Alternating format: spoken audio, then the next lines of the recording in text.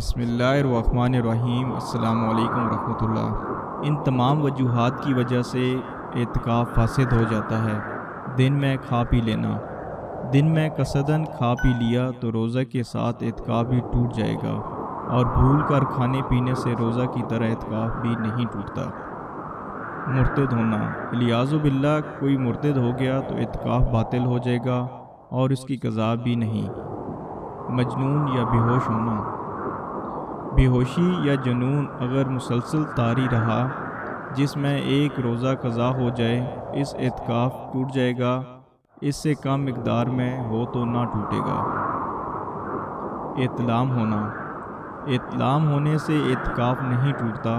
احتلام ہونے پر معتکف کو چاہیے کہ بیدار ہوتے ہی پہلے تیمم کر لے، پھر فوری مسجد سے نکل جائے۔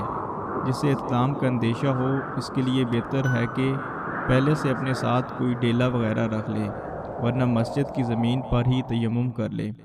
اگر کوئی ضرر کا اندیشہ ہو یا پانی ملنے میں کچھ دیر ہو یا پانی گرم ہو رہا ہو تو اسی تیمم کے ساتھ مسجد میں بیٹھ کر انتظار کرے۔